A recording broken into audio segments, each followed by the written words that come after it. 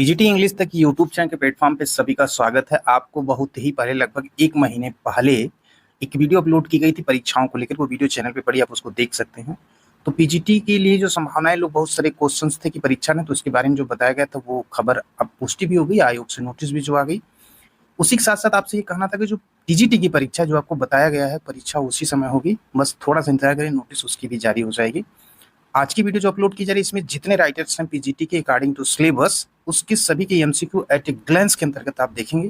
Video अगर आपको अच्छी लगती है और इसको कंटिन्यू में कम समय में आपको प्रिपरेशंस की चाहिए तो कमेंट में पिन करिएगा सारे राइटर्स के, और विद ग्रामर का विद इन 1 वीक के अंदर कंप्लीट वीडियो आपको दी जाएगी। और ओरिएंटेड एग्जाम यानी कि जो भी क्वेश्चन होंगे एग्जाम पॉइंट ऑफ व्यू से, काफी ऐसे क्वेश्चन होते हैं जो काफी बार रिपीट होते हैं, और उसको एक जगह कलेक्ट करके वीडियो आप तक पहुंचाना वाकई थोड़ा सा टफ वर्क होता है।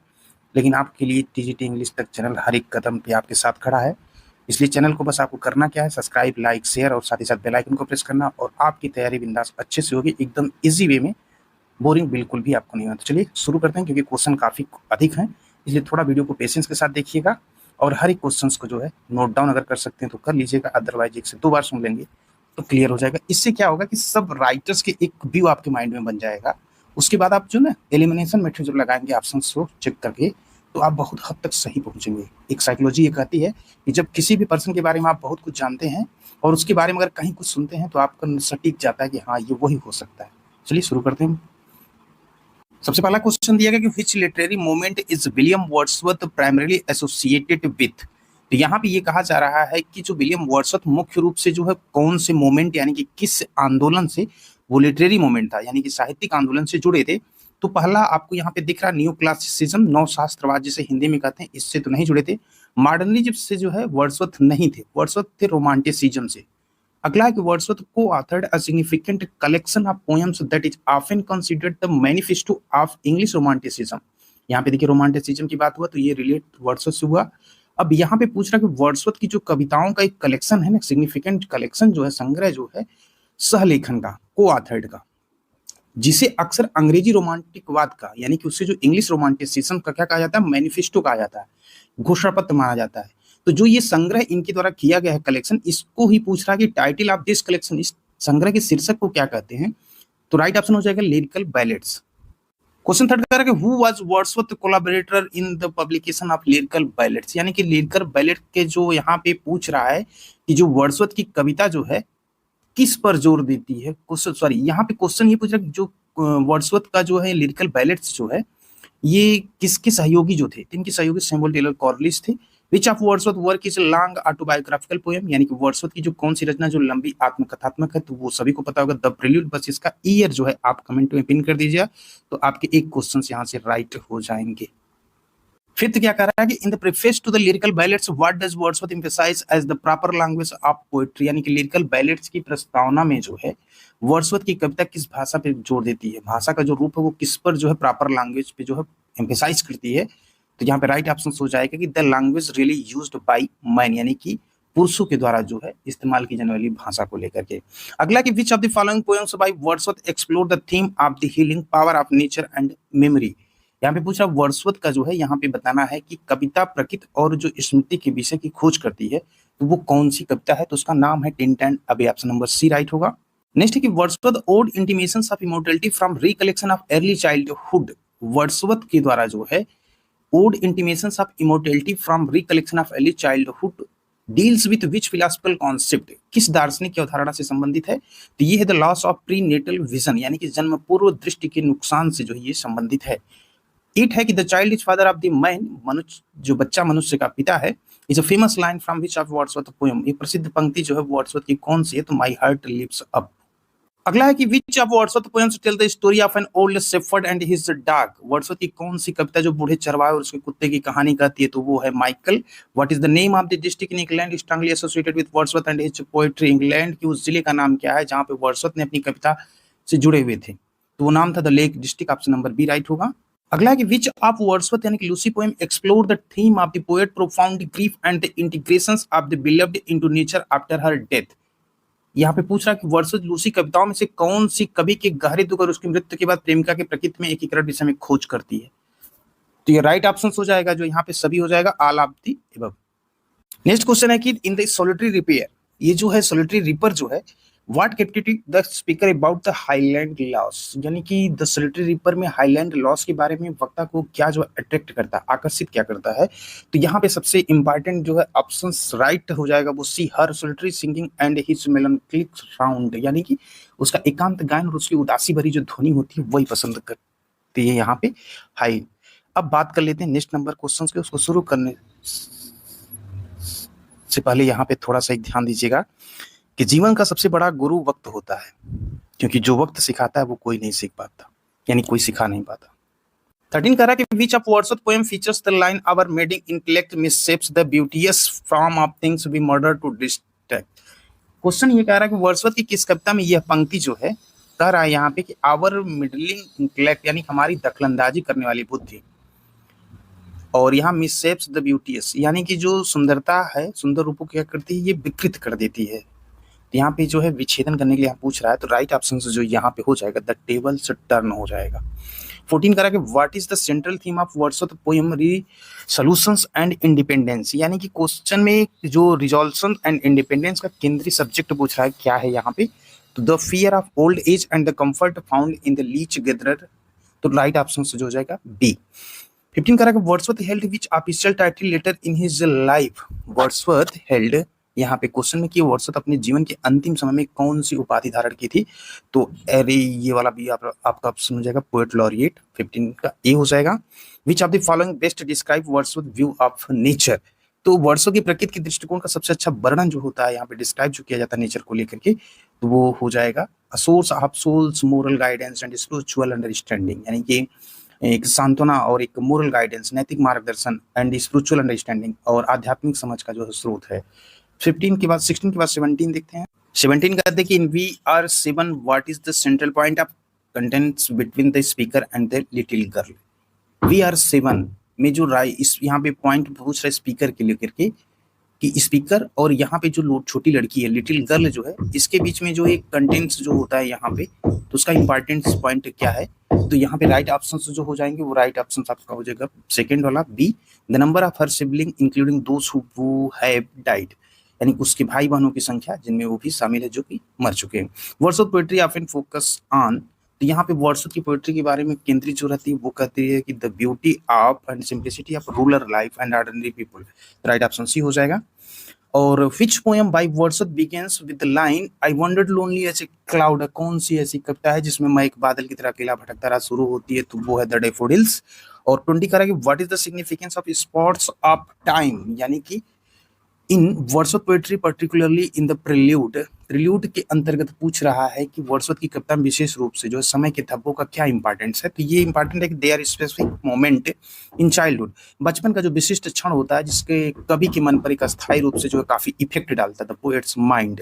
21 है who called kids one of the inheritors of unfulfilled renown, यानी कि किड्स की बात यहाँ पे हो रही है कि अधूरी प्रसिद्ध उत्तराधिकारियों में से एक कहा है, किसने कहा है, तो ये सेली ने कहा है। और एक बात कहते हैं जिंदगी में कि जिंदगी का सफर मानो तो मौज है वरना समस्या तो रोज है। और ये मत सोचिएगा कि एग्जाम बहुत टफ है, बहुत सारे लोग हैं, सीटें कम है, बस ये सोचिएगा कि कौन ऐसा है इस जमीन पे, यानी घायल तो यहाँ हर परिंदा है मगर जो फिर से उड़ा वही तो जिंदा है, तो जिंदा रहने की कोशिश के लिए उड़ना पड़ेगा। कितने लोग बैठेंगे मतलब ये नहीं है, बट कितनी प्रिपरेशन आपकी बेजोड़ हो रही है टीजीटी इंग्लिश तक के साथ, ये इंपॉर्टेंट है। चलिए शुरू करते हैं।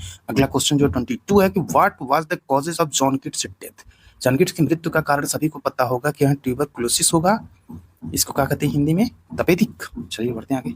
23 का which of these odes was not written by John Keats के द्वारा जो है कौन सा यहाँ पे ओड जॉन किट्स द्वारा नहीं लिखा गया है, तो ode to the west to wind. Next in which poem does the line a thing of beauty is joy for ever appear, ये किस कविता में अपीयर होती है, और यहाँ पे कहा जा रहा है सुंदरता की चीज जो है हमेशा के लिए, अ थिंग ऑफ ब्यूटी, सुंदरता की चीज हमेशा के लिए खुशी होती है। ये पंक्ति आती है एंडीमियन में आती है, ऑप्शन सी राइट होगा। लव रिडेम्पशंस मर्सी इसे, तो लव रिडेम्पशंस मर्सी क्या है, एक बैलेड है। Which work of Keats is based on the story of a student omen, तो यहाँ पे पूछ रहा है कि 26 में कि किड्स की कौन सी रचना जो है वो सर्पेंट ओमेन, सर्प स्त्री की कहानी पर आधारित, तो लेमिया है, ऑप्शन नंबर सी राइट होगा। अगला कि Medline is a character in which poem by Keats, kids का जो वहां पे है मेडलिन, वो कविता का एक पात्र है, वो किसमें है, तो वो है the Eve of Saint Agnes में है। राइट ऑप्शन बी हो जाएगा। Keats dedicated his poem Endymion, यहाँ पे जो पूछ रहा है कि किट्स ने अपनी कविता एंडेमियन को समर्पित किया है, तो वो है थॉमस चैटरटन ने, ऑप्शन सी। 29 करा कि which of Keats poem is unfinished epic, Keats की कौन सी कविता ऐसी जो अधूरी महाकाव्य है, तो वह है Hyperion. What concept often associated with the Keats describe the poet's ability to lose his own identity in the experience being described. 29 के बाद 30 में पूछ रहा है कि किट्स के साथ ऑफन अक्सर जो है एसोसिएट जो होती है, अक्सर जुड़ी कौन सी अवधारणा होती है, इसमें पहचान खोने की क्षमता का वर्णन करती है, तो वो है नेगेटिव कैपेबिलिटी। तो राइट ऑप्शन हो जाएगा बी। 31 कह रहा है Keats was apprentice to become a, Keats जो है प्रशिक्षु के तौर पे पूछ रहा है यहाँ पे, तो वो एक सर्जन या एपोथेकेरी यानी कि औषधि विक्रेता। Who was Keats in love with, अब यहाँ पे पूछ रहा है किट्स किससे प्यार करते थे, तो फैनी ब्राउन से करते हैं। 33 करेगा which of this poem by Keats explore the theme of the transience of beauty, यानी कि क्वेश्चन पूछ रहा है कि कौन सी कविता की सुंदरता जो है क्षण भंगुरता के विषय की खोज करती है, तो वो यहाँ पे ऑड टू ये भी साइकी भी है, वो टू आटम भी है, ऑड ऑन गर्सियन अर्न भी है, तो right option all of the above हो जाएगा। 34 है कि in ode on Grecian urn what does the speaker say is left behind when old age shall this generations waste. Ode on Grecian urn में जो वक्ता स्पीकर है, जब बुढ़ापा इस पीढ़ी को बर्बाद कर देगा तो क्या पीछे रह जाएगा, तो पीछे जो रह जाता है वो द अर्न हो जाता है, राइट ऑप्शन सी। अब बढ़ते हैं अगले की तरफ। 35 कह रहा है the Spenserian stanza is used in poem by Keats, तो यहाँ पे द यू ऑप्शन अगेंस्ट है। Charles under what president did Charles Lamb primarily write his famous essay, Charles lamb ने अपने प्रसिद्ध निबंध मुख्यतः जो छंद नाम जो था वो कौन सा था, तो एलिया था। 37 है कि which of the following work was co-authored by Charles Lamb and his sister Mary Lamb, ये को-ऑथर्ड की बात कर रहा है कि जो रचनाएं थी चार्ल्स लैम्ब और उनकी बहन मैरी लैम्ब द्वारा जो थी वो शेक्सपियर की कहानी थी, tales from Shakespeare. In which periodical did Lamb essays under the president Elia mainly appear, यानी छद नाम एलिया के तहत जो है निबंध मुख्यतः जो पत्रिका थी वो कौन सी थी, तो लंदन मैगजीन थी। Which of Lamb essays features poignant reflections on his imagining children. 39 में पूछा ही जा रहा है कि लैम्ब ने किस निबंध में जो है कल्पित बच्चों की बात कर रहा है, इमेजिन वाले जो बच्चे हैं वहां पे बात कर रहा है, और यहाँ पे मार्मिक प्रतिबंध है, तो वो है dream children reverie, right option C. Which educational institution did Charles Lamb attended, तो चार्ल्स लैम्ब ने किस शैक्षिक संस्था में पढ़ाई की थी, तो वो था क्राइस्ट हॉस्पिटल। 41 करेंगे which of the following best describe the tone Charles Lamb essay, तो 41 में ये पूछा जा रहा है कि जो पर्सनल ह्यूमरस एंड नॉस्टैल्जिक, ये राइट ऑप्शन हो जाएगा सी, यानी कि चार्ल्स लैम्ब के निबंध जो है उसमें अच्छे से वर्णन किया जाता है इन पॉइंटों को लेकर के।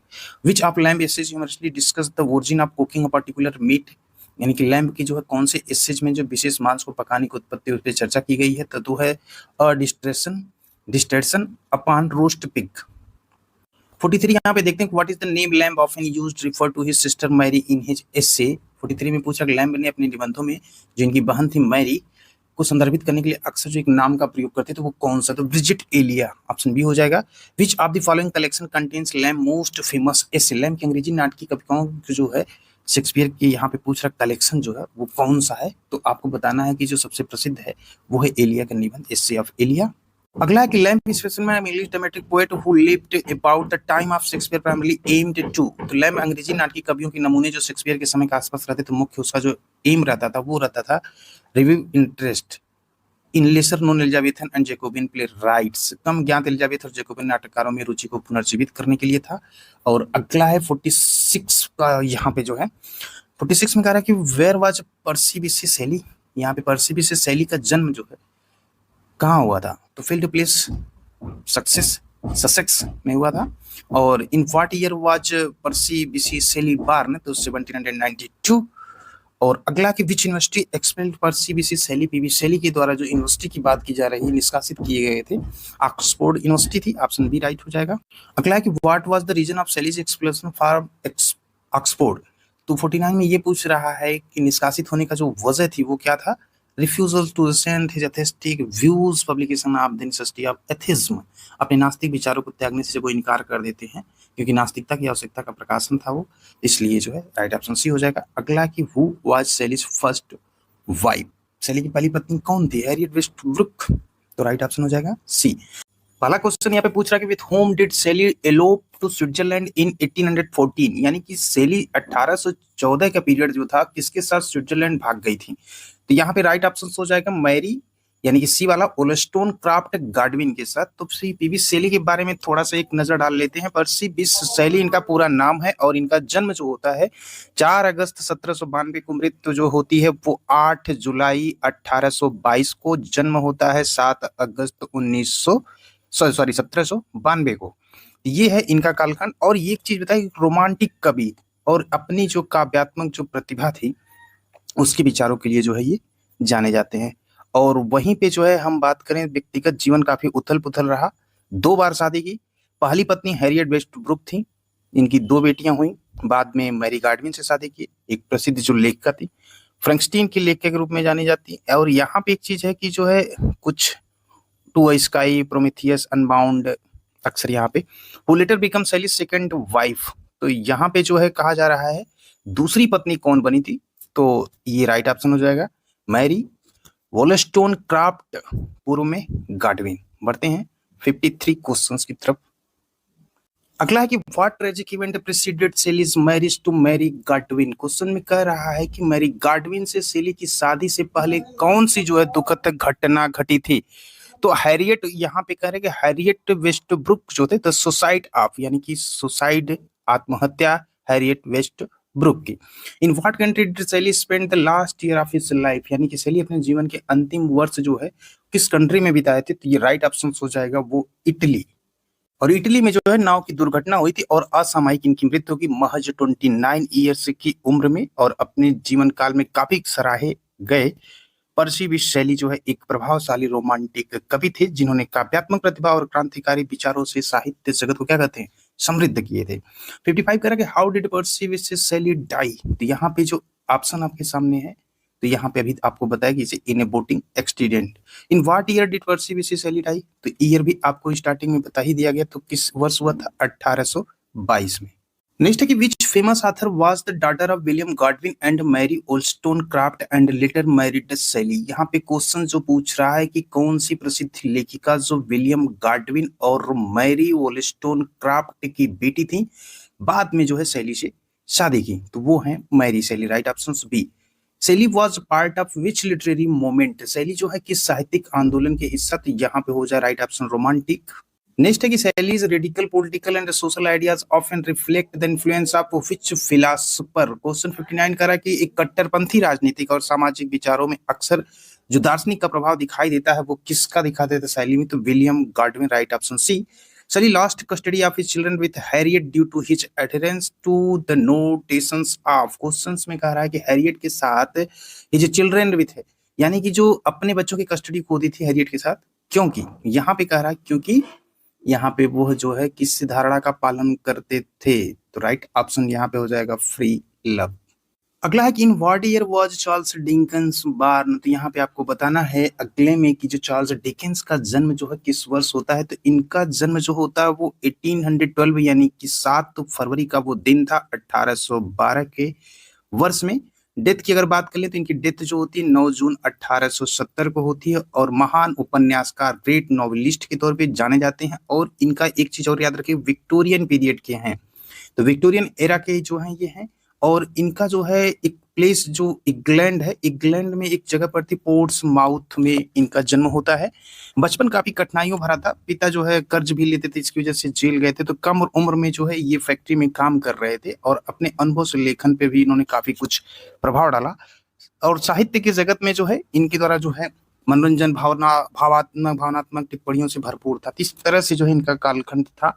कुछ रचनाओं की अगर बात करें तो ओलिवर ट्विस्ट था, एक ओलिवर ट्विस्ट, और उसके बाद एक आई थी अ टेल ऑफ टू सिटीज, ये भी याद रखिएगा, टेल ऑफ टू सिटीज थी। और एक जो थी वो थी ब्लैक हाउस, ब्लैक हाउस जो है एक थी। और एक जो था वो था डेविड कॉपरफील्ड की थी। लेकिन इसके अलावा जो है एक ग्रेट एक्सपेक्टेशन भी थी, तो ये भी याद रखिएगा, ग्रेट एक्सपेक्टेशंस जो है इनकी थी, ये भी काफी इंपॉर्टेंट है। तो यहाँ पे जो है अगर बात करें तो 9 जून 1870 का हुआ था। तो एक असाधारण लेखक थे और लेखनी में इनके जो काफी दमदार थे। नेक्स्ट क्वेश्चन कह रहा है कि where was Charles Dickens born, तो अभी आपको बताया है, तो पोर्ट्समाउथ। राइट ऑप्शन सी हो जाएगा। नेक्स्ट जो 63 रहा है, what is the name of Dickens first novel, का नाम क्या था पहले उपन्यास का, द पिकविक पेपर्स नाम था। ऑप्शन सी राइट हो जाएगा। What hardship did Dickens experience Dickens के जो है यहाँ पे बता रहा है चाइल्डहुड, बचपन के बारे में, कि बचपन में किस कठिनाई का उन्होंने सिग्निफिकेंटली इन्फ्लुएंस्ड हिज राइटिंग, कठिनाई का अनुभव किया था, लेखन में महत्वपूर्ण रूप से वो इफेक्ट यानी प्रभावित किया। तो अभी आपको बताया, तो यहाँ पे जो राइट ऑप्शन होगा दोनों का, हिज फादर इम्प्रिजमेंट फॉर डेप्ट, अभी बताया आपको, पोवर्टी लीडिंग टू फैक्ट्री, तो दोनों ऑप्शन नियरेस्ट, इसलिए दोनों को टिक यहाँ पे कर दिया गया, ये दोनों सही होंगे। 65 कह रहा है under what president did Dickens initially publish some of his work, तो यहाँ पे डिकेंस ने जो है छद्म नाम से कुछ रचनाएं प्रकाशित की, तो नाम था बोच, ऑप्शन नंबर सी राइट होगा। विच of these professions did Dickens not pursue, तो यहाँ पे कह रहा है कि डिकेंस जो है कौन सा पेशा जो है वो नहीं अपनाया था, तो सिंपल है कि डॉक्टर का पेशा उन्होंने नहीं किया था, बाकी जर्नलिस्ट, नॉवलिस्ट, एडिटर के तौर पे उन्होंने काम किया था, पर डॉक्टर नहीं थे। अगला क्वेश्चन कर रहा है कि which of Dickens work is a famous novella centred around the theme of Christmas, तो इसमें कह रहा है कि जो है कि डिकेंस जो थी कृति जो है क्रिसमस की थीम पर केंद्रित है, तो एक प्रसिद्ध उपन्यास है, उसका नाम है क्रिसमस जो है Carol. What was the name of Dickens wife, तो डिकेंस की पत्नी का नाम तो कैथरीन होगार्थ था, राइट ऑप्शन सी हो जाएगा। अगला क्वेश्चन शुरू करने से पहले एक बात याद रखिएगा, कभी भी जो है इधर उधर के भरोसे नहीं उड़ना चाहिए, इधर उधर के भरोसे नहीं उड़ना चाहिए। कहते हैं ना, हवाओं के भरोसे मत उड़, चट्टाने तूफानों का भी रुख मोड़ देती हैं, अपने पंखों पर भरोसा रख, टीजीटी इंग्लिश तक पर भरोसा रख, हवाओं के भरोसे तो पतंग उड़ा करती, इधर उधर के भरोसे तो एलटी ग्रेड भी नहीं निकलेगा, तो टीजीटी पीजीटी तो दूर की बात है। इसलिए टीजीटी इंग्लिश तक के प्लेटफॉर्म पे जितनी वीडियो पर यकीनन बता रहे हैं कि अगर आप एक बार इसको चेकआउट कर लेंगे, सारी चीजें देख लेंगे, तो एक क्वेश्चन जो होगा ना आपको एग्जाम के पेपर में देखने को मिलेगा। ऐसा इसलिए क्योंकि क्वेश्चंस के जो पूछने के ट्रेंड रहे हैं और जो कई बार रिपीट हुए हैं, बहुत सारी चीज़ों को ध्यान में रख के क्वेश्चन बनाया गया। पढ़ने के लिए अगर यहाँ पे आपको हम बताएं कि बहुत ही बड़ा ऐसे करके एक बात बता रहे हैं, माइंड मत करिएगा कि किसी चीज़ को हम अपनी विद्वता व्यक्त करें तो इसका कोई मतलब नहीं है। मतलब इतना ईजी हो कि आप तक जेहन में ये चीज़ें भूले ना, तो थोड़ा सा उसने इंटरेस्टेड बनाने के लिए इस चीज़ को यहाँ पे किया जाता है। अगर आपको अच्छा लगता है तो आप जरूर इसको सब्सक्राइब, लाइक, शेयर करिएगा। अगला क्वेश्चन कह रहा है कि विच ऑफ डिकेंस नॉवेल्स, यानी कि डिकेंस किस उपन्यास में जो है is considered somewhat autobiographical, कुछ हद तक आत्मकथात्मक माना जाता है, तो वो है David Copperfield. In what year did Charles Dickens die, ये तो पता है 1870। अगला कह रहा है Matthew Arnold was born in which year, तो इनका जन्म जो होता है वो यहाँ पे आपको राइट ऑप्शन देखना है, जो है 1822 में, बी में होगा, राइट ऑप्शन होगा। बट 24 दिसंबर था, ये याद रखिएगा 1822, और डेथ जो होती है वो 15 अप्रैल 1888 को होती है। ये एक चीज याद रखिएगा, ये कवि और सांस्कृतिक आलोचक के तौर पे मैथ्यू अर्नोल्ड को जाना जाता है, एक संत लेखक के रूप में इनको जाना जाता है, इसलिए क्वेश्चन इससे पुटअप बहुत होते हैं। समकालीन जो सामाजिक मुद्दे थे इसी को निर्देशित वो करते थे पाठकों को, और वहां पे पाठक भी विवश हो जाता थे पढ़ने के लिए। 35 वर्ष तक जो एक स्कूल इंस्पेक्टर के रूप में भी मैथ्यू अर्नोल्ड काम करते हैं। प्रमुख तौर पे डोवर बीच आप पढ़े होंगे, डोवर बीच के बारे में, और एक थी इनकी द स्कॉलर जिप्सी, और एक थी थायरिसिस थी, और अगर कहीं कोई भी मिस्ड होगा तो आप जरूर कमेंट में पिन करिएगा। और एक थी जो है इनकी कल्चर एंड एनार्की थी, शायद, हाँ, कल्चर एंड एनार्की थी, तो इसको भी याद रखिएगा, ये एक थी। तो मैथ्यू अर्नोल्ड था, इनका परिवार जो है काफी पढ़ा लिखा कहा जाए तो गलत नहीं है, और इनके पिता का नाम जो था वो थॉमस अर्नोल्ड था, और ये एक प्रिंसिपल थे, और प्रिंसिपल कहाँ होते ये बताने की जरूरत है नहीं, तो ये प्रिंसिपल थे। और इसके बाद जो है आगे चल करके जो है इनके द्वारा जो है कार्यों में विशेष तौर पे जो ये देखा जाता है कि जो भी इनके कार्य किए गए थे, इसमें जो है जब भी किसी चीज को समकालीन जो सामाजिक मुद्दे थे उसी को लेकर के ये निर्देशित करते थे। अगला जो कह रहा है कि who was Matthew Arnold father, तो मैथ्यू अर्नोल्ड के फादर के बारे में आप बताइए कौन से थे, तो वहां पे मैथ्यू अर्नोल्ड के फादर थॉमस अर्नोल्ड थे, तो राइट ऑप्शन सी हो जाएगा। अगला कह रहा है Matthew Arnold was educated eight which Oxford college, Matthew Arnold जो है ऑक्सफोर्ड कॉलेज में शिक्षा जो है किसमें थे, तो ये वैल्यूओल कॉलेज था, राइट ऑप्शन सी हो जाएगा। इन what year did Matthew Arnold become a school inspector, year आपको बता देते 1851, राइट हो जाएगा। अगला क्वेश्चन देखते हैं फटाफट, विच of these was not profession held by Matthew Arnold, question कह रहा है बहुत बिंदास कि अर्नोल्ड द्वारा नहीं अपनाया गया था कौन सा पेशा, तो ये था उपन्यासकार, नॉवेलिस्ट, क्योंकि यहीं पे गलती लोग करते हैं, नॉवेलिस्ट नहीं थे, पोएट क्रिटिक स्कूल इंस्पेक्टर थे, बट नॉवेलिस्ट नहीं थे। अगला कह रहा है Matthew Arnold held the position of professor poetry at Oxford from 1857 to 67, अगला कह रहा है Matthew Arnold died in which year. तो मैथ्यू अर्नोल्ड की मृत्यु जो होती है 1888 में होती है। और which famous poet was close friend of Matthew Arnold from their time to Rugby school and Oxford. तो Arthur Hugh Clough right option C हो जाएगा। अगला है कि what prize did Arnold win at Oxford for his poem. तो यहाँ पे हो जाएगा न्यूटिकेट पुरस्कार। तो राइट ऑप्शन हो जाएगा B. Matthew Arnold early poetry is often characterised by a sense of. तो मैथ्यू अर्नोल्ड की जो शुरुआती कविता थी तो वो भावना जो होती थी अक्सर उसमें क्या होती थी, जैसा कि आपको पता है, मेलनकली एंड डाउट, यानी कि संदेह रहता था और उदासी रहती थी। अगला जो है अगला कह रहा है कि to which historical age did Tennyson primarily belong. तो ये जो बिलोंग करते थे ऐतिहासिक युग किससे था, तो वो था विक्टोरियन एज। थोड़ा सा एक नजर डालते हैं, इनका जन्म जान लेते हैं। 6 अगस्त 1809 को होता है और डेथ भी 6 अक्टूबर जो है 1892 को होती है। अंग्रेजी साहित्य के महान कवियों के तौर पे जो है इन्हें जाना जाता है। अल्फ्रेड लॉर्ड टेनिसन इनका पूरा नाम है। रानी विक्टोरिया का जो शासन था, राइट ऑप्शन आपको जैसा कि बी बताया गया, तो रानी विक्टोरिया का जो शासनकाल था इससे अधिक समय तक क्या थे, आयरलैंड में, यानी कि पोएट ऑफ जो है ये लॉरेट थे। कहाँ के, आयरलैंड के राजकवि थे।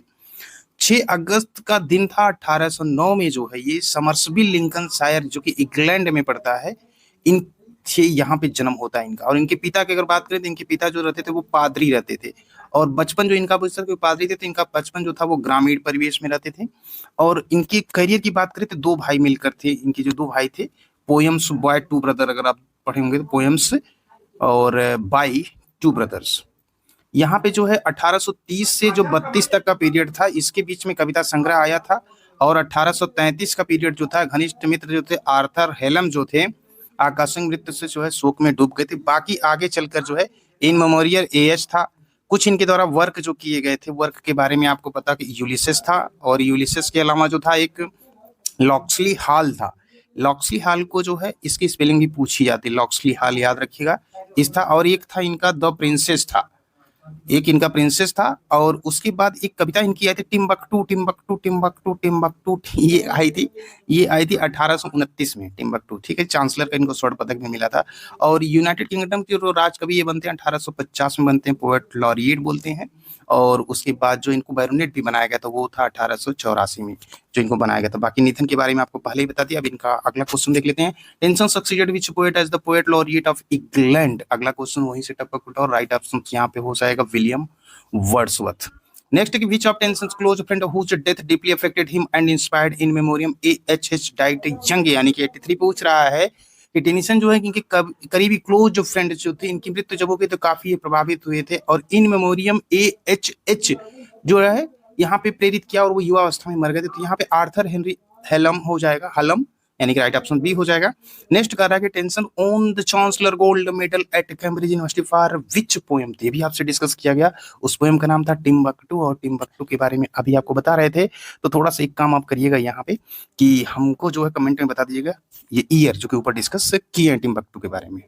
अगला करें इन what year was tension appointed poet laureate, ये भी डिस्कस किया गया ऊपर। तो पोएट लॉरिएट जो हुए तो वो ईयर था 1850। Which long narrative poem by Tennyson deals with the legend of King Arthur.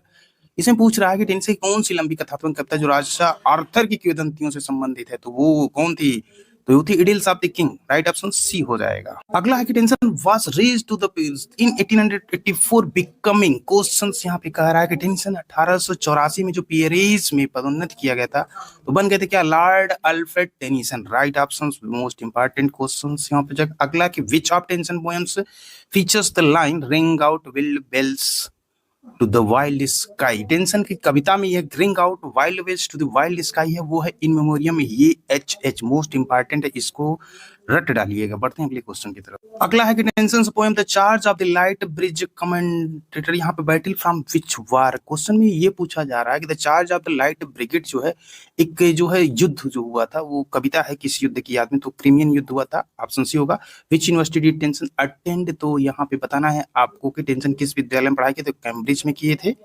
अगला है कि in what year Thomas Hardy born. Thomas Hardy का जन्म किस वर्ष हुआ था, 1840 में हुआ था। 1840 जो है वो 2 जून था।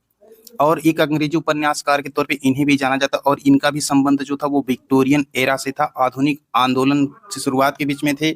और इनका जो जन्म होता था ये डोरसेट होता है। डोरसेट एक जगह जो है इंग्लैंड में है। अगर और पूछेगा तो नाम याद रखिएगा, अपर बाकहैम्पटन, यहाँ पे इनका जो है जन्म होता है हैम्पटन। तो यहाँ पे थॉमस हार्डी का जन्म होता है और इनकी गहरी बहुत रुचि थी साहित्य के क्षेत्र में और अपनी करियर की शुरुआत ही करते थे और काफी प्रयास करते थे, लेकिन कोई भी प्रशासक जैसे प्रकाशक जो थे दिलचस्पी नहीं लेते थे। तो इनका जो है एक उपन्यास प्रकाशित जो हुआ था, उसका नाम याद रखिएगा, डेस्परेट आया था। डेस्परेट जो एक इनका उपन्यास था, रेमेडीज थी। डेस्परेट रेमेडीज जो उपन्यास इस नाम से आई थी, ये 1871 के पीरियड में गुमनाम रूप से जो है ये पब्लिश हुई थी।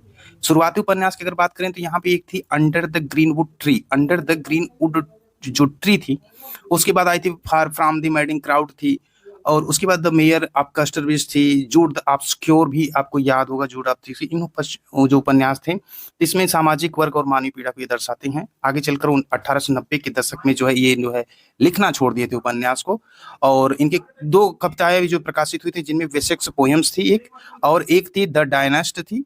ये यहाँ पे था नेपोलियन युद्ध पर आधारित था। उसके बाद कुछ उपन्यास जो है द मेयर ऑफ कस्टरविच के बारे में आपको बता दें, जूड ऑब्सक्योर के बारे में बताएं। कविता संग्रह में दो चीजें थी। इनका निधन जो होता है वो 11 जनवरी सॉरी 1928 को हुआ था, और ये हुआ था डोचेस्टर में, डोचेस्टर डोरसेट में जो है इनका जो है जन्म हो सॉरी मृत्यु हुई थी डोरसेट में। अब यहाँ पे जो हम बात कर लेते हैं कुछ इंपॉर्टेंट जो है क्वेश्चन क्या है, तो यहाँ पे where was Thomas Hardy born, तो यहाँ पे नेक्स्ट क्वेश्चन वही पूछ लिया गया आपसे। तो हायर बाकहैम्पटन डोरसेट में हुआ था।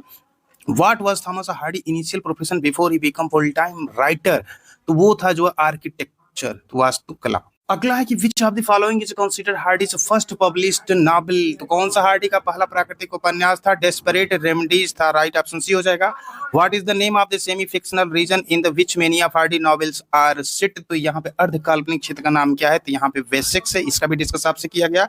अगला 96 की which novel of Hardy led to so much negative criticism that reportedly caused him a largely give up writing novels, तो यहाँ पे कह रहा है कि हार्डी के संदर्भ में जो है किस उपन्यास में नकारात्मक आलोचना हुई, काफी हद तक छोड़ दिया, तो जूड द ऑब्सक्योर थी। राइट ऑप्शन सी हो जाएगा। After giving up novel writing to which literary form did Hardy primary turn his attention, तो यहाँ पे राइट ऑप्शन हो जाएगा पोएट्री।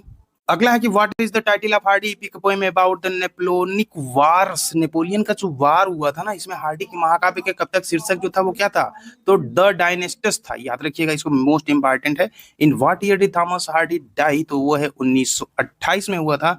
और where is Thomas Hardy buried, तो अभी आपको बताए थे, तो याद रखिए स्टेन्सफोर्ड चर्च यार्ड और वेस्टमिंस्टर एबे, ये भी चीज याद रखिए। फुल नेम टीएस एलियट का जो पूरा नाम जो है वो क्या था, तो टीएस एलियट का पूरा नाम जो था वो राइट ऑप्शन हो जाएगा बी, थॉमस स्टर्नस एलियट। 1888 से लेकर के 1965 का कालखंड इनका होता है, और 1948 में जो है इनको मिलता है लिटरेचर में नोबेल प्राइज मिलता है, तो ये भी याद रखिएगा 1948 में। और मॉडर्न पीरियड की जो है सबसे महान लेखक के तौर पे इन्हें जाना जाता है, टीएस एलियट को। और महान जो है इनको उपलब्धि मिली थी, तो 26 सितंबर की डेट है इनके बर्थ की 1888 में। एक जगह है यूएसए में जो है सेंट लुइस मिसौरी के नाम से जो प्लेस, वहीं पे इनका जन्म होता है। और इनका परिवार जो है काफी संपन्न परिवार था, जो कि इंग्लैंड से था। तो जन्म से पहले इनकी जो वो चले गए थे सेंट लुइस। इनके पिता जो थे, इनके पिता का नाम जो था वो हेनरी वेयर एलियट था। यह एक जो है बिजनेसमैन थे। इसके बाद जो एलियट जो है इनके जो कुल 6 भाई बहन थे, और ये सबसे छोटे थे टीएस एलियट, जिनका पूरा नाम है थॉमस स्टर्न्स एलियट। आगे की बात करें तो इनके द्वारा कुछ वर्क जो किए गए थे, वो सबसे इम्पोर्टेंट में अगर देखा जाए तो वेस्टलैंड एक वर्क इनके द्वारा किया गया था। उसके बाद एक था the love song of J Alfred Prufrock था, ये भी आपको पता होगा। और अगर इनका एक था द सीक्रेट वुड था, स्केर्ड वुड, सीक्रेट वुड एक इनका था, और एक था सिलेक्टेड एसेज, ये भी टीएस एलियट के द्वारा वर्क किया गया था। आगे और डिस्कस करते हैं, चलिए बढ़ते हैं अगले क्वेश्चंस की तरफ। अगला क्वेश्चन ये कह रहा है in which city and country was T S Eliot born, तो अभी आपसे डिस्कस किया गया, तो इनका जन्म हुआ था सेंट लुइस यूएसए में। अब बात कर लेते हैं कुछ और। इनको जो है एलियट जो थे ये 2 बार शादी किए थे, और इनकी पहली पत्नी का नाम जो था वो विवियन हेवुड था, जिससे शादी ये 1915 में करते हैं। और उसके बाद जो मानसिक स्वास्थ्य से जो परेशान होने के बाद जो 1947 में डेथ हो जाती है इनकी। उसके बाद जो है 1957 का जो पीरियड आता है, इसमें वो एलियट जो है वेलेरी फ्लेचर एक इनकी सचिव थी, तो उससे ये शादी करते हैं, वेलेरी फ्लेचर से। तो याद रखिएगा इसको। पुरस्कार जो इनको मिलता था 1948 में जो है इनको मिला था जो पुरस्कार। उसके बाद इनकी जो डेथ होती है वो 4 जनवरी 1965 को होती है, लंदन में ही इनकी डेथ हो जाती है। तो टीएस इलियट जो है अमेरिकी मूल के ब्रिटिश कवि, निबंधकार, नाटककार, साहित्यिक आलोचक के तौर पे इन्हें जाना जाता है। और अब अगला देखते हैं क्वेश्चंस। नेक्स्ट क्वेश्चन है कि which university did TS Eliot not attended. TS Eliot ने किस विश्वविद्यालय में पढ़ाई नहीं की। तो यहाँ पे टीएस एलियट जो है पढ़ाई नहीं किए थे कैम्ब्रिज यूनिवर्सिटी में। बाकी यहाँ पे और ऑप्शंस जो दिए गए उससे संबंधित है। अगला है कि in what year did TS Eliot become British citizens. आपको बताना है कि किस वर्ष ब्रिटिश नागरिक बने टीएस एलियट। तो 1927 में बनते हैं।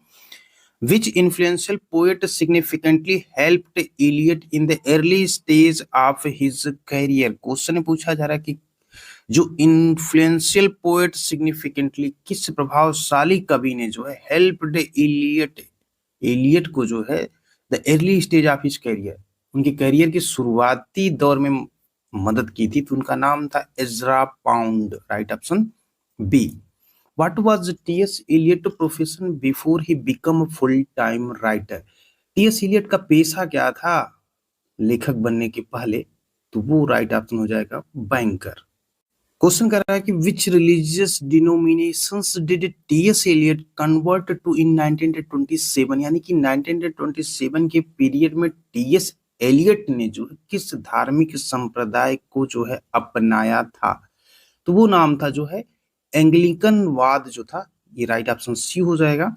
Which of the following is not a major poetic work by T.S. Eliot? तो आपको बताना है कि इनमें से जो है टी.एस. एलियट का प्रमुख काव्य रचना नहीं है, तो वो कुबला खान ये नहीं है। बाकी Waste Land, the love song of J Alfred Prufrock, Four Quartets ये हैं। नेक्स्ट कह रहा है कि what prestigious award did T S. Eliot receive in 1948 का पीरियड जो था, इनको कौन सा प्रतिष्ठित पुरस्कार मिला था। तो अभी ऊपर डिस्कस किया, इनको मिला था नोबेल प्राइज इन लिटरेचर। अगला कि what was the name of the literary journal that TS. Eliot founded and edited. उस साहित्यिक पत्रिका का नाम क्या था जिसकी स्थापना जो है और संपादन टी.एस. एलियट ने किया था। तो उसका नाम था द क्राइटेरियन, यानी कि एक मानदंड की चीज उससे संबंधित था। नेक्स्ट क्वेश्चन कर रहा है कि what was Kamala Das pen name when she wrote in Malayalam. Kamala Das का उपनाम क्या था मलयालम में लिखते समय। तो इनका नाम जो था वो माधवी कुट्टी था। राइट ऑप्शन बी हो जाएगा।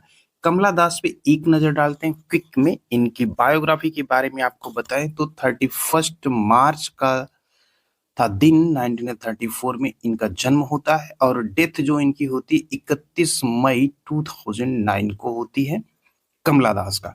कमला दास एक भारतीय कवयित्री और लेखिका थी और अंग्रेजी में भी और मलयालम में ये लिखती थी। मलयालम में इनका नाम जैसे माधवी कुट्टी के नाम से जानी जाती, तो इनकी आत्मकथा थी मेरी कहानी, माई स्टोरी, जो काफी लोकप्रिय थी तो साथ ही साथ कंट्रोवर्शियल भी थी। तो इनका जन्म जो होता है ये केरल में जो होता है, केरल में एक आप पढ़े होंगे मालाबार का क्षेत्र था, पुन्नयूरकुलम में हुआ था इनका जन्म। और यहाँ पे कवयित्री के तौर पे इनके पिता का नाम जो था वो बी.एम. नायर था, जो कि एक संपादक के तौर पे काम करते थे समाचार पत्रों में। तो साहित्यिक माहौल में ये पली बढ़ी थी कमला दास। तो बहुत कम उम्र में ही इन्होंने जो है राइटिंग का काम जो है शुरू कर दिया था। अगर इनके करियर की कुछ पॉइंट अभी बात करें तो इनके द्वारा जो है समर इन कलकत्ता था और द डिस्टेंस था, the old play house and other, इस टाइप के वर्क इन्होंने किए थे। मलयालम में भी कुछ लघु कथाएं उपन्यास लिखी थी जिनका नाम था निर्मा थलम पुथा कालम होता है।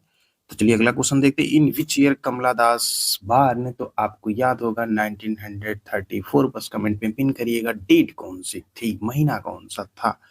अब बढ़ते हैं अगला question. What was Kamala Das mother profession. अब यहाँ पे माँ का पेशा क्या था कमला दास का, तो वो पोएट थी। What is the title of Kamala Das autobiography. तो कमला दास की आत्मकथा का शीर्षक क्या था? My story. In which which year did Kamala Das controversial convert to Islam? धर्म परिवर्तन के बाद कमला दास का मुस्लिम नाम जो है वो क्या था? तो नाम इनका था कमलास। यहाँ पे कंट्रोवर्शियल पूछ रहा है कि इन विच ईयर कन्वर्ट जो इस्लाम में हुई थी, तो 1999 में, जब इन्होंने जो ये विवादास्पद रूप से इस्लाम धर्म को जो है अपना लिया था। वहीं अगला कह रहा है कि what was Kamala Das Muslim name after her? तो जो नाम उनका था कमला सुरैया था। अगला क्वेश्चन कर which of the following is collections of poems by जो कमला दास की कविताओं का संग्रह है वो कौन है? तो अभी आपको बताया कि समर इन कलकत्ता। नेक्स्ट है Kamala Das wrote in which two language primarily? इसको भी आपको समरी में बताया गया, तो इसमें इंग्लिश और मलयालम था, तो राइट ऑप्शन हो जाएगा B. Where was Kamala Das born? तो ये भी आपको पता होगा कि त्रिशूर जगह जो केरल में है, यहाँ पे इनका जन्म होता है। नेक्स्ट है कि when did Kamala Das passes? अभी इनका निधन जो होता है 31 मई 2009 को होता है। नेक्स्ट है कि व्हेन डिड जो है Mulk Raj Anand was born in which year? तो मुल्क राज आनंद का जो जन्म होता है ये होता है 1900 जो है 5 में, और ये 12 दिसंबर जो है 1905 को इनका जन्म होता है। डेथ होती है जो 28 सितंबर जो है 2004 को। अंग्रेजी भाषा के जो है प्रतिष्ठित लेखक मुल्क राज आनंद, और भारतीय लेखक हैं, इंडियन राइटर हैं। आर के नारायण जो थे, राजा राव जो थे, और अहमद अली, इनके साथ जो है इंग्लिश लिटरेचर के शुरुआती जो राइटर्स थे उसमें भी मुल्क राज आनंद का नाम लिया जाता है। और जो भारतीय समाज की जो लोअर क्लास निचले वर्ग के जो लोग थे उनकी समस्याओं को लेकर के जो है प्रमुखता से जो है अपनी लेखनी में दर्शाते थे। तो मुल्क राज आनंद के बारे में इनको बताया, तो इनको पद्म भूषण से भी सम्मानित किया गया था। और एक परिवार कहते हैं ना, खत्री परिवार से ये संबंधित थे, और जो कि उस समय जो है पेशावर का एक क्षेत्र था जो वर्तमान में पाकिस्तान में, वहां पे जो है इनका जन्म होता है। आगे चलकर जो है प्रारंभिक शिक्षा जो है ये मिलिट्री स्कूल में किए थे, और अमृतसर के खालसा कॉलेज में जो है उसके बाद इनको स्नातक की डिग्री 1924 में मिल गई थी मुल्क राज आनंद को। 1946 का पीरियड था, इंडिया ये लौटे थे, और उसके बाद ये मुंबई में रह रहे थे। तो उन्होंने जो है एक मार्ग नामक की कला पत्रिका की स्थापना की थी, और उसके बाद जो 1965 से 70 का पीरियड रहता है, ललित कला अकादमी जो काफी फेमस है उसके ये प्रेसिडेंट रहते हैं। तो मुख्य तौर पे जो इनके द्वारा जो है काम जो उपन्यास के तौर पे किया गया था, जैसा कि आपको पता है लोअर क्लास को लेकर के चलते थे, तो अनटचेबल जो थी ये आई थी 1935 में। ये उपन्यास जो है केंद्रित था जो है एक अछूत युवक को लेकर के। एक आई थी जो है इनकी कुली आई थी जो है 1936 में, इसमें भी एक युवा लड़का जो रहता है मुन्नी, उसकी गरीबी के शोषण की कहानी है। एक इनकी आती है टू लिप्स एंड अ बड, आती है 1937 में, और ये असम के चाय बागान पे, तो काफी इंपॉर्टेंट इससे क्वेश्चन बनते हैं, असम के चाय बागान पे है। और एक आती है इनकी द विलेज जो आती है 1939 में आती है, और एक आती है अक्रॉस द ब्लैक वाटर्स जो आती है 1939 में आती है। और इनके द्वारा कुछ और वर्क इम्पॉर्टेंट किए गए, जिसमें एक हो है the private life of an Indian Prince, ये एक है जो कि 1953 में जो है एक भारतीय राजकुमार जो रहते हैं उनकी मानसिक उथल पुथल को लेकर के इसको लिखे हैं। और आगे इनके द्वारा जो पुरस्कार सम्मान है, जैसा कि आपको बताया कि पद्म भूषण मिला था, उसके बाद जो है इनको अंतर्राष्ट्रीय शांति पुरस्कार भी मिला था। उसके बाद इनका जन्म जो हो सॉरी डेथ जो होती है 28 सितंबर 2004 को पुणे में होती है, और ये 98 ईयर्स इनका कालखंड रहता है। अगला कह रहा है कि वेयर वाज मुल्क राज आनंद बान? तो आपको पता है राइट ऑप्शन हो जाएगा लाहौर। विच of the following university did मुल्क राज आनंद अटेंडेड? तो यहाँ पे मुल्क आनंद ने जो शिक्षा प्राप्त की थी Punjab university and Cambridge university, तो राइट ऑप्शन हो जाएगा बी। वहीं अगला कह रहा है कि Mulk Raj Anand is known for his portrayal of, तो मुल्क राज आनंद को जो है चित्रण के लिए जो जाना जाता है वो the leaves of the poor and down, तो यहाँ पे दलितों के जीवन और गरीबों को लेकर के विच दीज कंसिडर्ड मुल्क राज आनंद फर्स्ट नॉवेल जो था उनका वो था कौन सा, अनटचेबल था।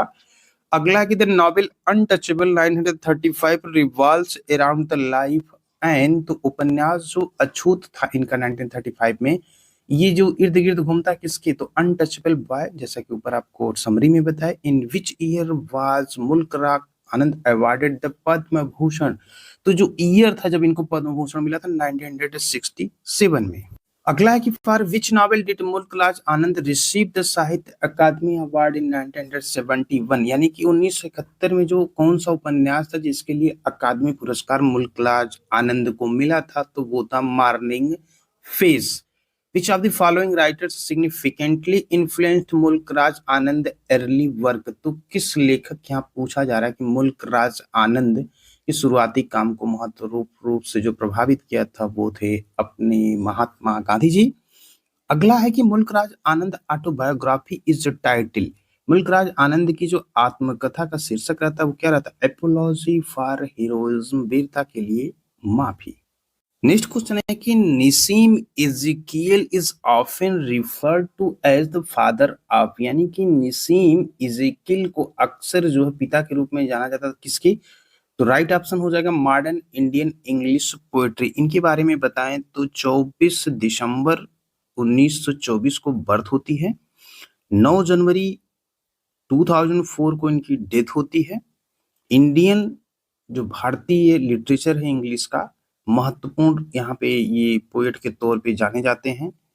और भारत में जो है एक कहा जाए तो कविता जो थी ना इसको एक नया दिशा देते हैं, डायरेक्शन जो देते हैं।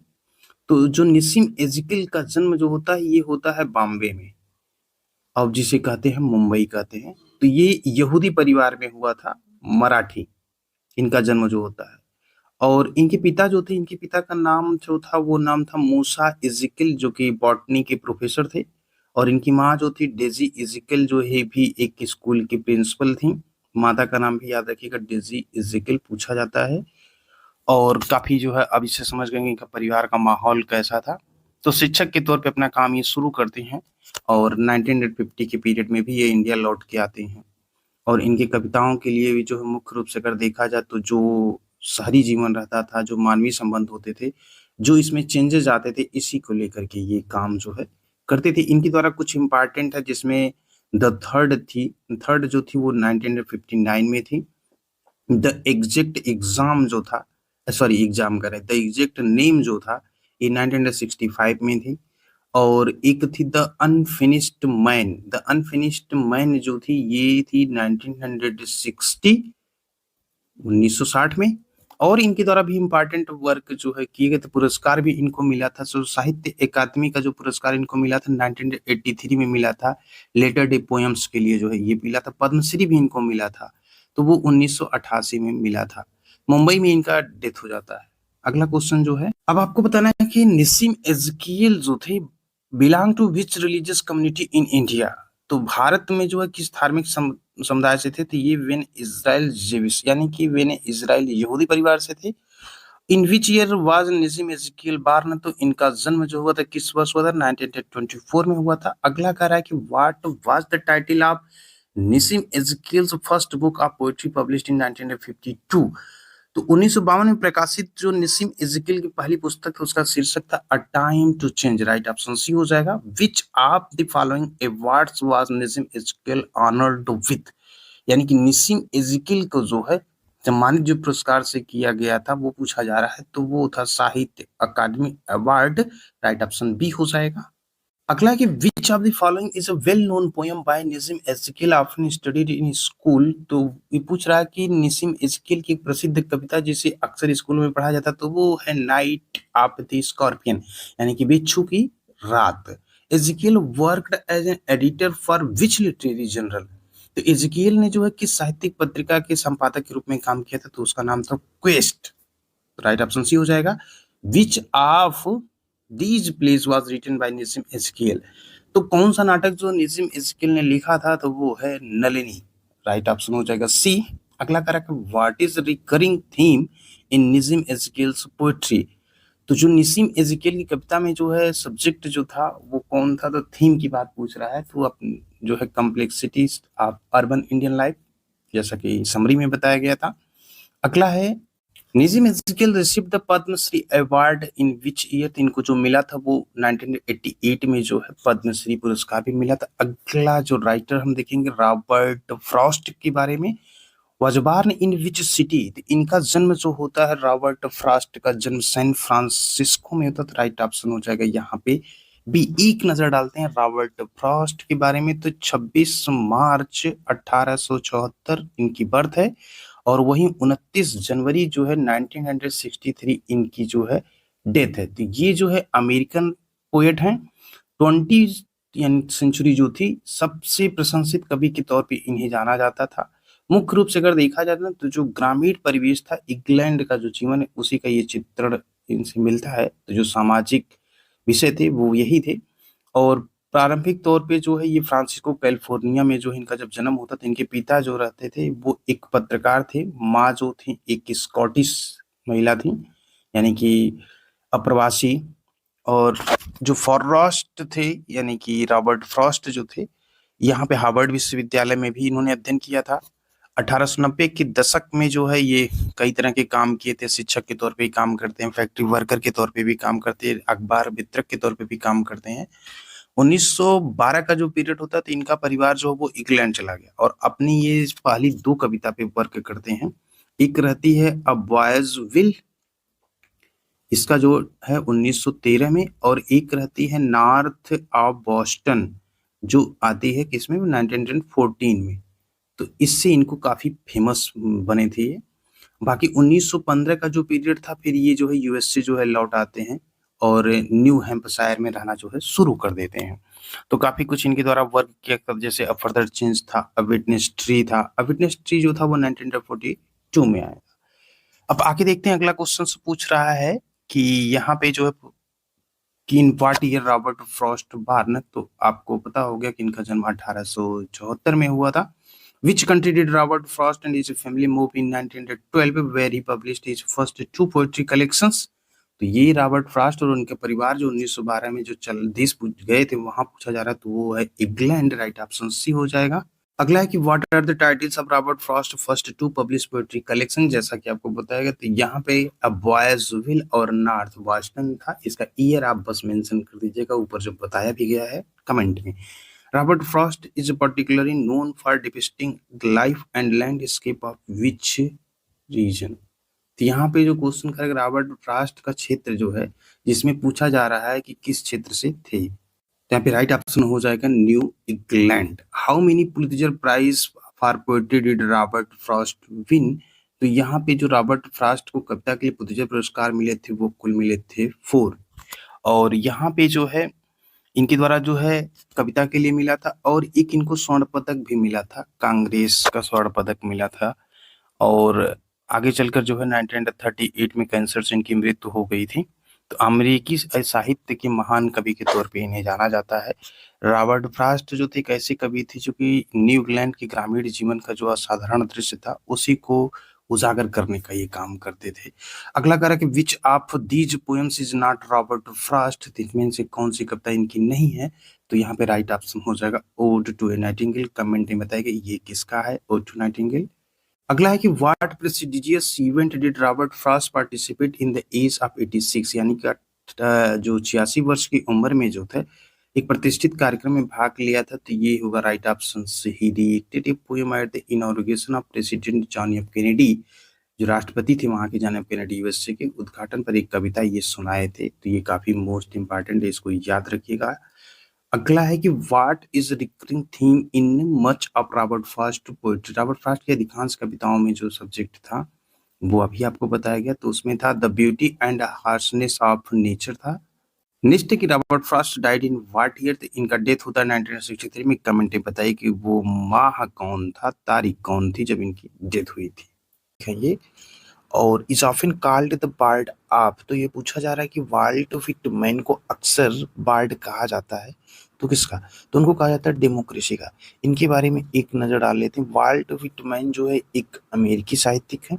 इनका पूरा नाम जो था वो वाल्टर विटमैन और जूनियर इनका नाम था, और इनके जो है फ्री वर्स का ये प्रयोग करते थे, और इनकी कविताओं में जो है एक नई शैली देखने को मिलती है। इनका जन्म जो होता है वो 31 मई 1819 को जो है वेस्ट हिल्स एक जगह है वहाँ पे होता है, न्यूयॉर्क।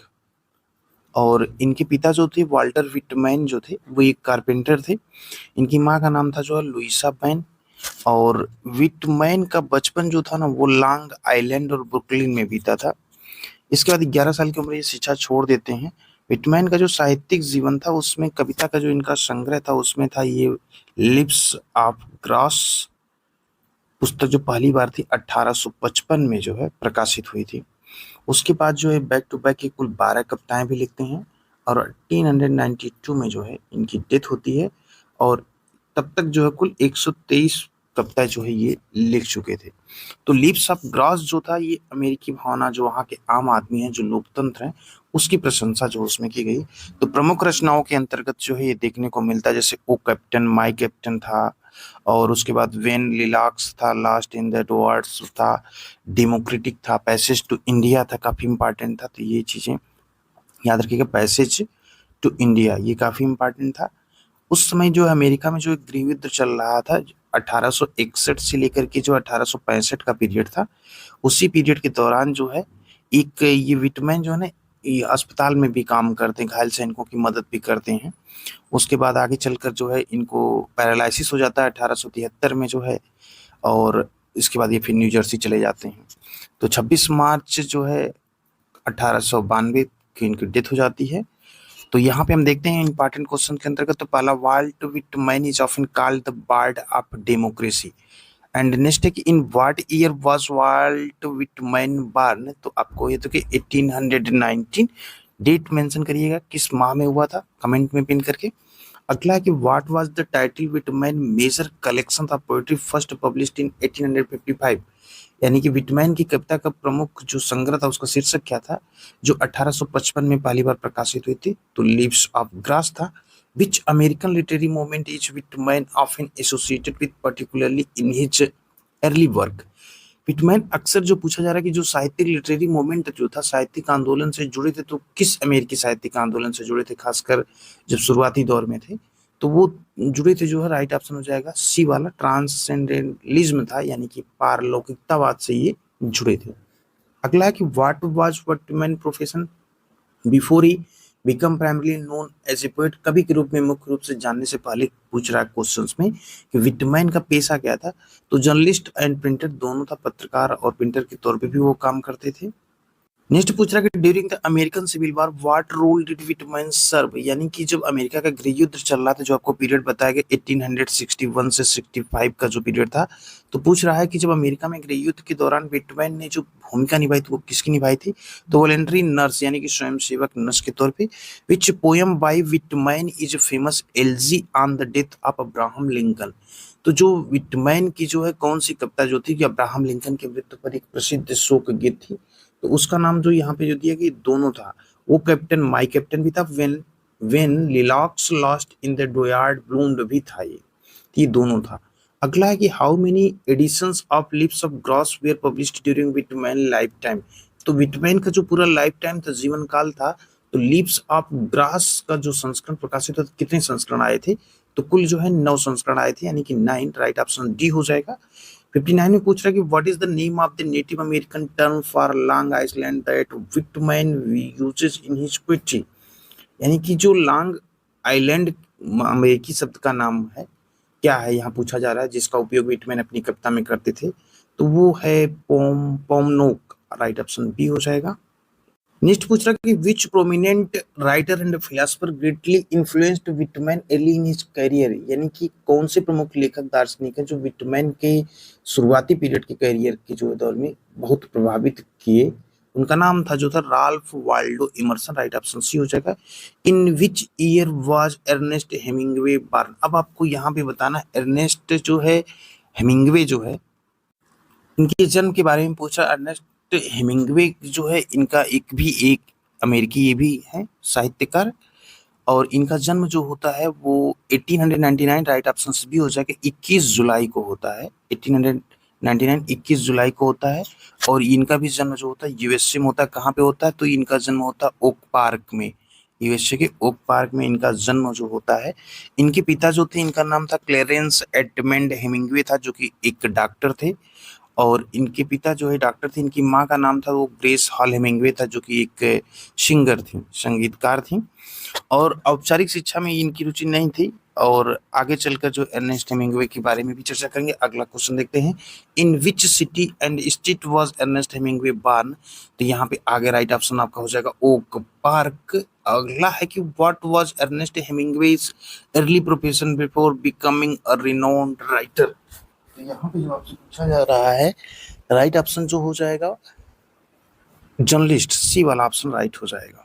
नेक्स्ट है कि during World War first Hemingway served in what capacity? यानी कि जो प्रथम विश्व युद्ध के दौरान हेमिंग्वे जो थे यहाँ पे जो है किस सेवा कर रहे थे, किस हैसियत से? तो उस समय जो था रेड क्रॉस एम्बुलेंस चालक के तौर पे।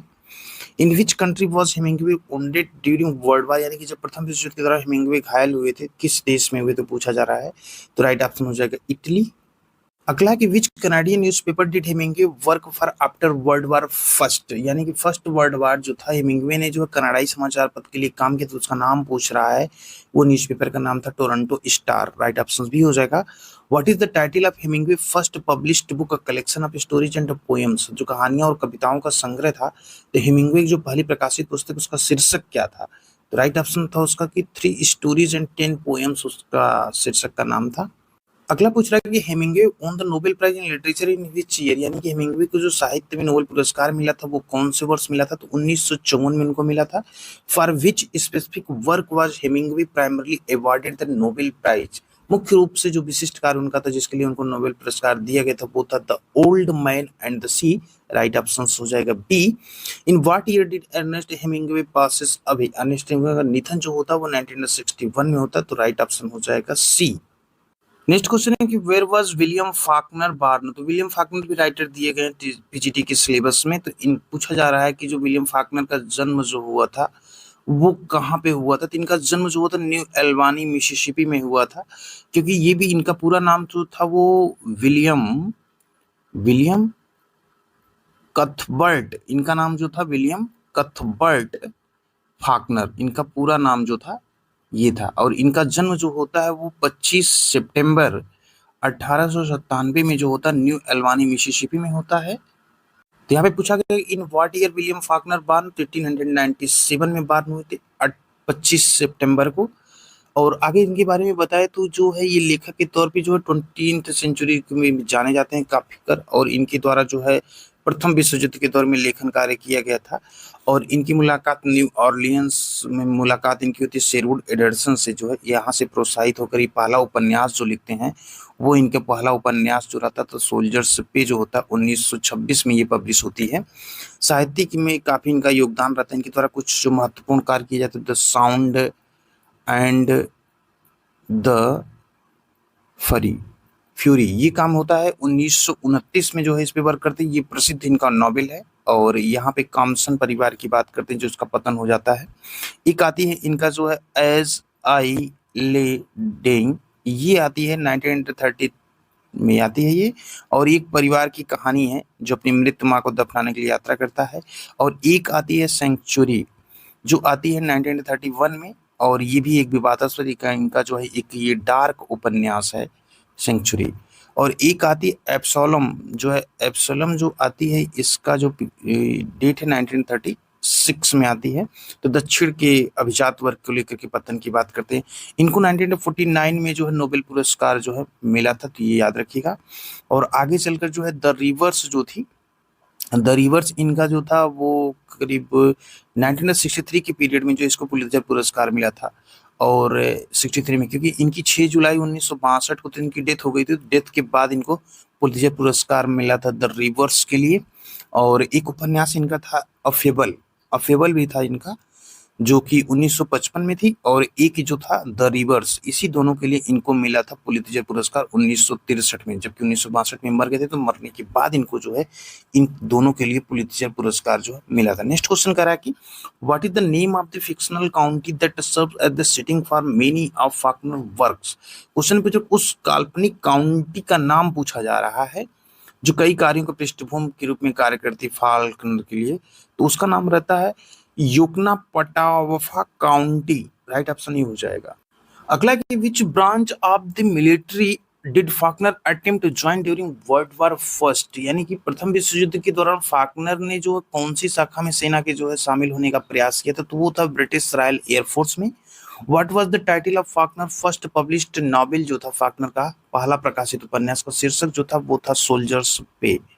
नेक्स्ट है कि in what year did William Faulkner receive the Nobel prize in literature. William Faulkner को जो है नोबेल प्राइज में जो लिटरेचर मिला था जो है वो किस वर्ष मिला था, 1949 में। राइट ऑप्शन बी हो जाएगा।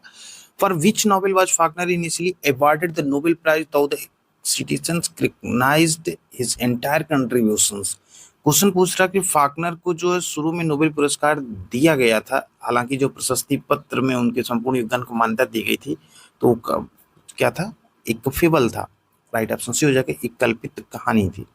What was the name of Faulkner's wife. Faulkner की पत्नी का नाम जो था क्या था, एस्टेले ओल्डम फ्रैंकलिन नाम था। राइट ऑप्शन सी हो जाएगा। What job did Faulkner briefly hold at the University of Mississippi post office.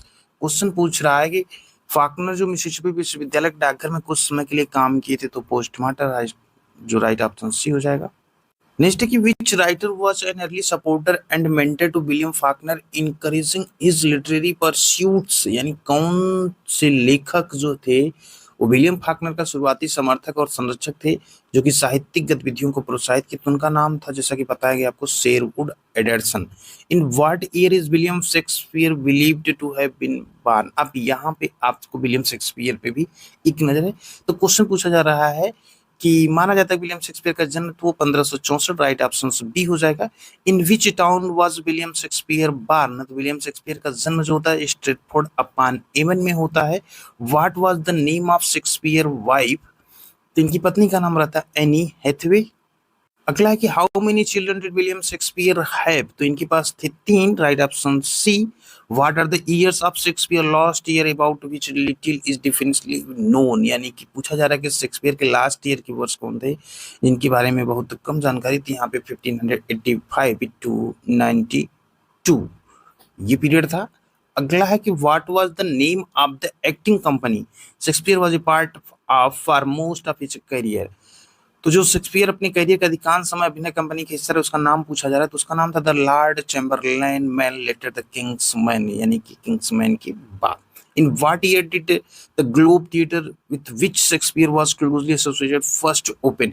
Globe theatre जिसके साथ जो शेक्सपियर का घनिष्ठ संबंध था, पहली बार जो खुला था, ये 1599 में। राइट ऑप्शन भी हो जाएगा। अगला है कि वो called Shakespeare and upstart crow beautify with our feathers, यानी कि यहाँ पे विलियम शेक्सपियर के बारे में कहा हमारे पंखों से सुशोभित एक नया कौवा किसने कहा था, तो ये रॉबर्ट ग्रीन ने कहा था।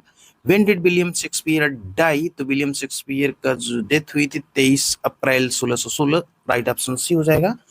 नेक्स्ट है कि what is the name given to the first collected edition जो शेक्सपियर प्लेस पब्लिश्ड इन 1623। 1623 में प्रकाशित शेक्सपियर के नाटकों में पहला संग्रहित जो संस्करण था, उसका नाम जो दिया गया था द फर्स्ट